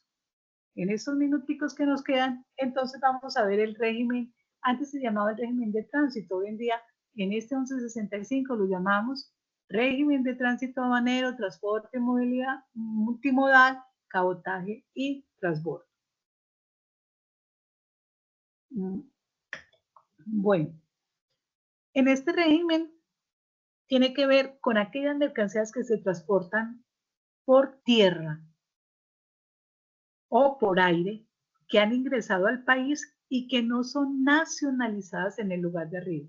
La norma dice que la mercancía por donde ingresa en estos lugares que están autorizados para descarga de mercancía que viene del exterior, aeropuertos internacionales, muelles o puertos, donde llega mercancía del exterior, que se salgan de esa jurisdicción a otra jurisdicción donde se quiera nacionalizar, esa mercancía tiene que ir en tránsito aduanero, en transporte o en cabotaje. Entonces, ¿qué es el tránsito? Llega una mercancía a Buenaventura. De Buenaventura viene para Pereira. Se hace un transporte terrestre, ¿cierto? Entonces, viene desde Buenaventura hasta Pereira. Se debe hacer, le dicen la DUTA, yo le digo el DUTA porque es el documento de transporte aduanero único. Entonces, se hace ese documento y en la disposición cuando llegó la mercancía, recordemos que debe decir tránsito aduanero. Entonces, queda habilitado para que si el declarante, que puede ser una agencia de aduanas, él coloque todos los datos correctamente del documento de transporte, para dónde va, el peso, la descripción y todo lo que pide este formato. Se hace también a través del servicio informático, también de la DIAN, y ahí se tiene un tiempo para conformar esta declaración de tránsito y se le da un tiempo de entrega. Buenaventura Pereira, 7 días. Buenaventura Cali, tantos días. De acuerdo a las distancias, entró por Cartagena, de Cartagena a Manizales, que no tenemos aeropuerto internacional y tampoco somos puerto. Entonces viene mucha parte para sobre todo para las OEAs que están acá o los que tienen depósitos privados, vienen desde puerto. Entonces, 7 días. Se transporta, tiene que estar debidamente precintado. Hay mercancías pocas, pero se ve que no se pueden presentar porque es una máquina tan inmensamente grande, la pudo traer un barco, pero no se puede presentar. Entonces dice que debe ser identificable, tener unas características y una descripción que no, no haya posibilidad de cambiar. Se ven los casos pocos, pero se ven. Entonces, las mercancías que se pueden traer por tránsito desde una aduana en la que no fue nacionalizada a otra donde se va a nacionalizar, son las mercancías que estén consignadas a la nación, a entes territoriales, a usuarios de la zona franca, titulares de depósito privado, transformación ensamble, perfeccionamiento de activos, los de sistemas especiales de importación y exportación, lo que conocemos como Plan Vallejo y procesamiento industrial. Son las mercancías que se puede someter a un tránsito aduanero. Entonces, cuando ya llega ese documento único de transporte aduanero, que debe tener, que tiene unas restricciones. Además de eso, aunque viniera consignado a eso, tiene restricciones. Mercancías, obviamente, de prohibida importación, las armas, muchas. Hay que mirar cuáles son las restricciones de las mercancías que no pueden someterse a un tránsito aduanero. Es una causal de aprehensión si se someten mercancías que la restricción está expresa, ¿sí? En el 437 del 1165, ahí tendríamos que mirar cuáles son las restricciones y si eso es así, entonces da para una aprehensión. Hay una oportunidad para solicitar ese tránsito, la duración ya se los dije, la finalización también. ¿Quién finaliza? El depósito que recibe la mercancía es el encargado de finalizar el tránsito aduanero a través del servicio informático. Si él no lo finaliza dentro del término, el depósito, lastimosamente dentro de un caso que tuve hace no mucho, no le vi que hubiera sanción. Pero si el transportador, si no la entrega dentro de ese término, tiene una sanción por no haberlo entregado dentro del término que es. Que cuando son 5 o más de uno los camiones que traen, porque es mucha la mercancía, entonces vienen en contenedores y eran 5 contenedores, tienen que tener necesariamente 5 vehículos. Entonces, o si son de menos volumen, puede que sean menos, pero digamos que sean los 5. Hasta que no llegue el último vehículo, no se puede finalizar ese tránsito aduanero. Esa es como la visión general del tránsito aduanero. ¿Qué es el transporte multimodal? Opera de la misma manera. Tiene un término para solicitarlo, para ser aprobado, para entregar la mercancía desde ese puerto o aeropuerto a ese otro lugar. ¿Cuál es la diferencia? Que por lo regular aquí en el tránsito aduanero hay un transportador que lo trae hasta puerto. Y en puerto se consigue un transportador terrestre que debe estar inscrito en el Ministerio de Transporte, que tiene unas responsabilidades también, y ante la DIAN también tiene que figurar transportador nacional. Y entonces ese señor lo trae hasta la otra ciudad. Pero no viene, el primer contrato de transporte es hasta Buenaventura y ahí para. De ahí hacen otro contrato para ese transportador hasta la otra jurisdicción aduanera donde se vaya a nacionalizar. En el multimodal hay un solo contrato de transporte. Yo contrato a esta empresa, a este operador multimodal que tiene que estar inscrito en el Ministerio de Transporte, el OTM, y yo le digo, por favor, me trae esa mercancía, pero usted me la entrega en Pereira o me la entrega en cualquier otra ciudad, en Medellín.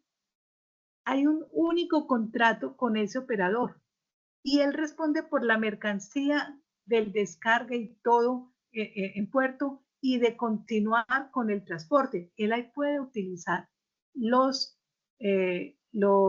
vehículos que estén a cargo de él, ¿sí? Entonces, ya ahí también específicamente nos va a decir en qué condiciones lo puede hacer, pero la diferencia nos marca y ahí no se va a llamar DTA, el famoso DUTA, ¿sí? Sino que se va a llamar continuación de viaje el formato. Entonces, documento único de transporte aduanero, el DUTA, y luego en este caso se va a llamar es continuación de viaje, pero se le aplica el mismo término de entrega, ¿sí? Todo ahí se le aplica igual, solo que este es un operador multimodal, ¿cierto? El que trae la mercancía desde donde uno la compra hasta el lugar donde necesita que lo entreguen esa jurisdicción aduanera, ¿sí? Entonces, él utiliza, como les digo, sus medios de transporte que tiene inscritos para el tránsito de esto. Vamos a mirar entonces ahorita el cabotaje. El cabotaje tiene que ver por otro modo de transporte. Entonces, en el primero se conjuga el marítimo con el terrestre la mayoría de las veces, en el multimodal también. En el cabotaje, el transporte de mercancías es por agua o por aire, entre dos puertos o aeropuertos habilitados por la DIAN. Entonces llega a cual que empate con el río Magdalena. Entonces llega por el marítimo, pero después sigue por el río por fluvial a otra ciudad. Entonces en ese caso puede ser el cabotaje, pero puede ser también entre dos aeropuertos, que es lo más común. En el cabotaje, las empresas que realizan cabotajes aéreas, por ejemplo, tienen que estar inscritas ante la DIAN. Entonces, un cabotaje no lo puede hacer cualquiera de las empresas nacionales, tienen que estar inscritas, ¿sí? Aerosucre y Tampa, por lo regular, son las que yo recuerdo con más frecuencia que están inscritas para hacer cabotajes. Llega la mercancía a Bogotá, pero va para Medellín. Entonces, ese transportador acá recoge la mercancía aquí cuando la dejan, descarga el avión en Bogotá y la lleva ¿a dónde? A Medellín. ¿Qué tenía que haber dicho en disposición de la carga? Cabotaje. Y lo mismo en el otro tránsito, tendría que haberlo dicho. Para que el transportador pueda seguir con esa parte a través del servicio informático electrónico sin inconvenientes, porque si no le colocó esa disposición, tiene que pedir cambio de disposición y la DIAN, el funcionario de carga, tiene que verificar que efectivamente es una carga que va en cabotaje. No lo puede hacer así de entrada, no, verifica físicamente para poder autorizar y darle la orden en muisca para que le pueda cambiar la disposición. Por eso la disposición es tan importante desde el mismo momento en que presenta la información del documento de transporte, sea marítimo o sea aéreo. Entonces, el cabotaje es por agua o por aire, cuando llega una mercancía y debe ser trasladada a otra jurisdicción aduanera. Y el último es el transbordo. ¿Qué es el transbordo? El transbordo se hace para mercancías que se cambian de un medio de transporte, ¿sí? A la llegada al país a otro dentro de la misma aduana. Entonces se ve mucho, por ejemplo, muchas cargas van en transbordo. Bogotá tiene el privilegio de tener en este momento el aeropuerto que prácticamente maneja más pasajeros y más carga, según el último informe que pasaron desde que tenga la fuente real en este momento, que la tuve la semana pasada, a nivel Sudamérica. Llega mucha mercancía de Ecuador y de Perú, pero va para otro país. Pero Perú o Ecuador no tiene ese vuelo directo hasta ese país. Entonces utiliza el transbordo, lo trae a Bogotá, lo bajan de ese avión y lo suben al otro y sale para otro país. Estas mercancías no son objeto de reconocimiento de la DIAN. Obviamente que lo puede hacer. Si tiene alguna información, lo puede hacer. Pero usualmente los transbordos, después de que la disposición de la carga, simplemente lo bajan de este avión, lo suben al otro y siguen para el otro país que va. Se ve mucho en San Valentín. Ecuador también exporta muchas flores. Entonces, San Valentín, los transbordos son exagerados de flores.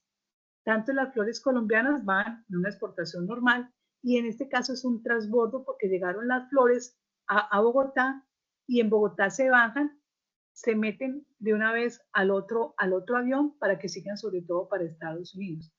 Pero puede haber un transbordo indirecto, sí. Entonces, cuando llegan a una jurisdicción, un puerto o un aeropuerto y de una vez se meten a otro medio de transporte que se va a sacar la mercancía del país porque no venía para Colombia, puede haber algún problema, o el avión se varó, o cualquier vaina logística, o tiene que esperar y esa mercancía necesita refrigeración y no puede esperar las 8 horas que llegue el avión de Turkish para que recoja esa carga, que era en el que lo iban a transbordar. Se acepta el transbordo indirecto. ¿Qué quiere decir? Se puede llevar a un depósito. Se le hace una planilla de traslado, la 1178 se lleva al depósito, el depósito la recibe como si fuera una carga esa, pero dice transbordo y se tiene ahí. Cuando ya se va a embarcar hacia otro país, Entonces el depósito también hace una planilla de envío, así como la hizo el transportador para entregarle a él, y él hizo una de recepción, ahorita él hace una de traslado.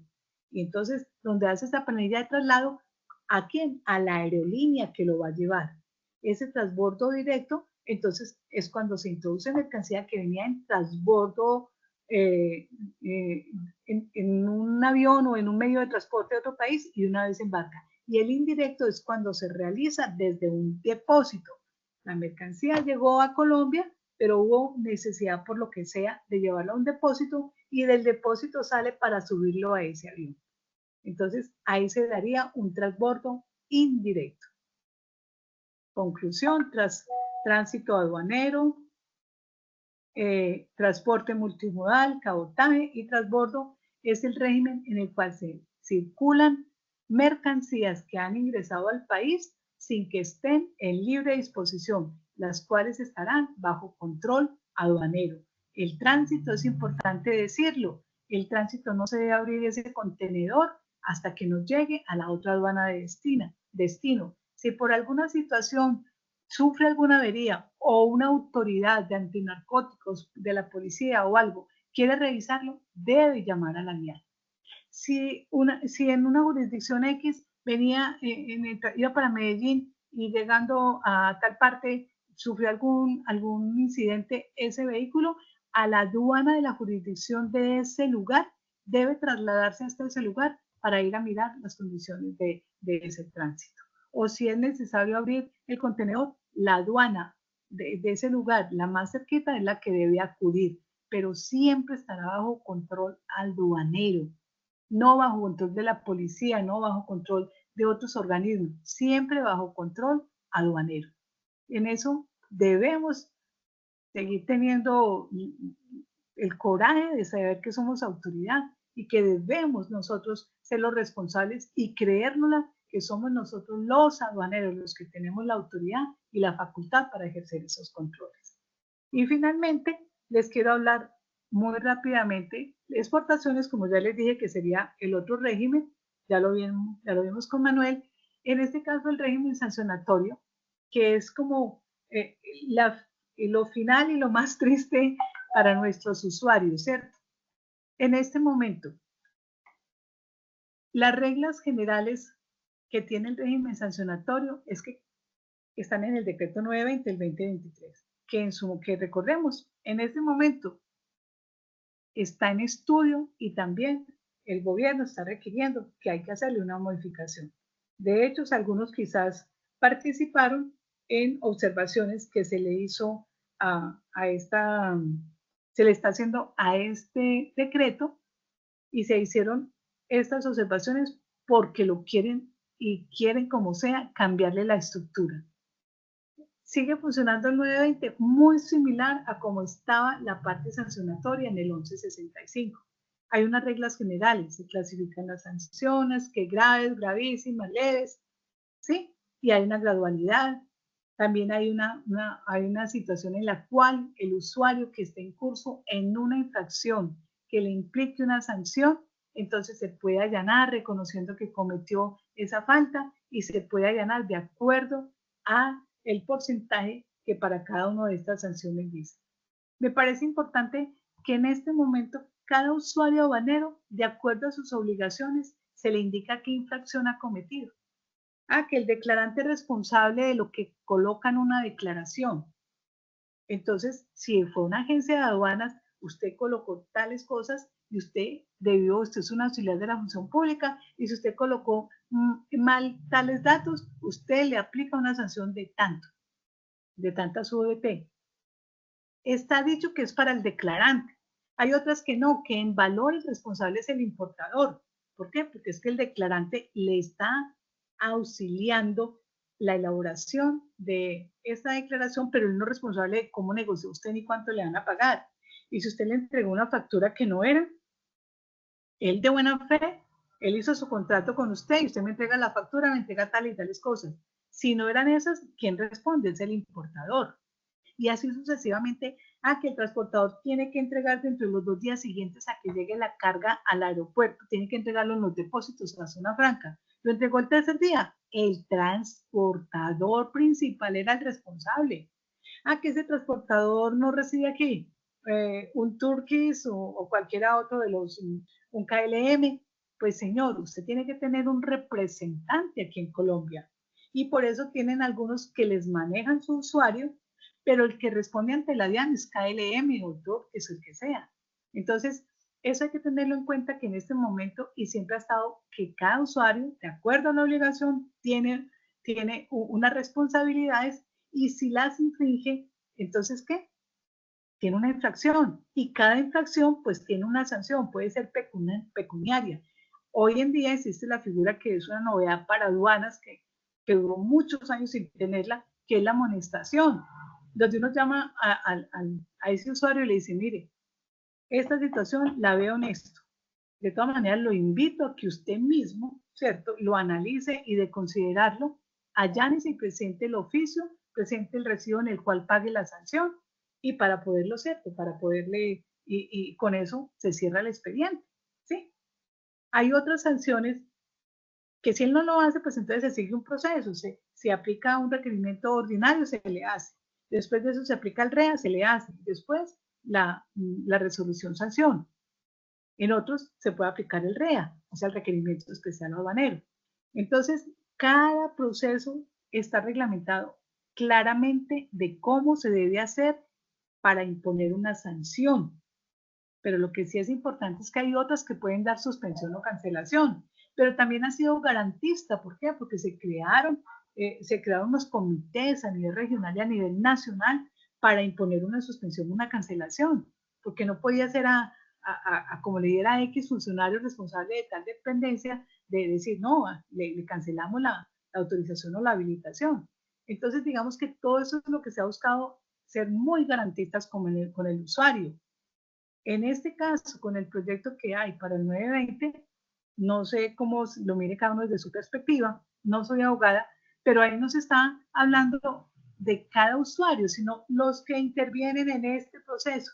Pues personalmente pienso que se vuelve muy ambiguo, para mí se vuelve muy difícil de aplicar, que no sé cuál sea el objeto que se busque con esto, esperemos que sale, pero lo que sí es cierto es que en este momento es el decreto 920 el que está rigiendo para la parte sancionatoria de todos los usuarios aduaneros.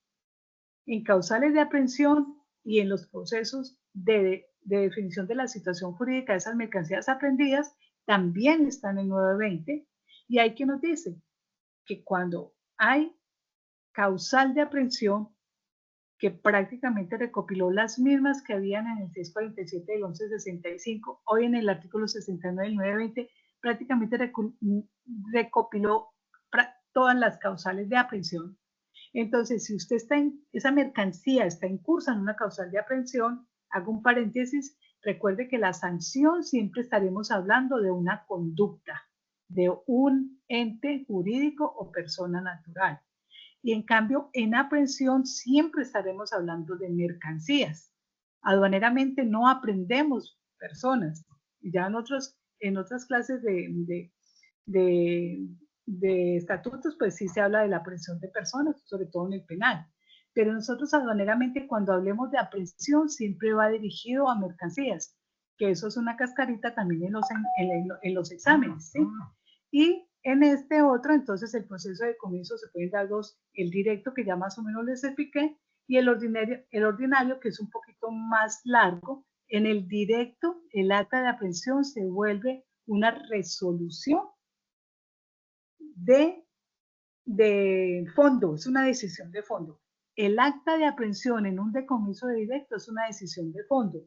Y si es una decisión de fondo, ¿contra eso qué aplica? Pues un recurso. Y el recurso pues lo va a resolver la jurídica, ¿sí? Y en cambio, en el ordinario, cuando se hace el acta de aprehensión, tienen derecho a objetar. Presentan un escrito objetando ¿qué? La aprehensión dentro de determinado tiempo. Después de eso, entonces, si no responde, se saca la resolución de decomiso. Si responde, se analiza si hay lugar a practicar pruebas o se practican o no, y después de eso ¿sí? De acuerdo a eso se define si se hace la resolución sanción o si en esa resolución se ordena la entrega de la mercancía. Resumo, decomiso directo se hace el acta de aprehensión y eso es acta de aprehensión y decomiso directo, hasta 500 VT, y para las famosas mercancías que independiente del valor siempre serán decomiso directo, los cigarrillos, los licores, lo que digo que son como unas 7 clases de mercancías. Y contra eso procede el recurso, porque esa acta de aprehensión y decomiso directo es una decisión de fondo y procede el recurso de reconsideración que lo resuelve entonces la jurídica. Y en el decomiso ordinario es un poco más largo. Decomiso es el acta de aprehensión contra la cual procede una objeción a esa aprehensión y después de eso se hace una resolución que ordena el decomiso o que ordena la entrega de la mercancía. Se ordena el decomiso, entonces viene la interposición del recurso de reconsideración, porque esa donde ordena el decomiso ya es la decisión de fondo, y si se interpone el recurso de reconsideración, va a la jurídica para que sea la última instancia en la vía gobernativa, en la parte aduanera, que tenga que ver con una definición de una situación jurídica para esa mercancía que se aprendió. Entonces, este es un bosquejo general del régimen sancionatorio que tiene que ver con las infracciones aduaneras que van a la conducta y las causales de aprehensión que van a la mercancía. Entonces, en términos generales, espero haberles dejado inquietudes para que se motiven a estudiar, para que miren en qué parte creen, de acuerdo a lo que estén concursando, que deben reforzar, ¿sí? Y solamente, pues, espero haberles colaborado con una visión general de lo que es el régimen aduanero. Solo queda agradecerles por su atención y mucha suerte para todos nuestros compañeros que van a concursar. Buena noche para todos. Capacitarnos es avanzar. Gracias por seguir creciendo con nosotros. Los esperamos en nuestra próxima sesión formativa.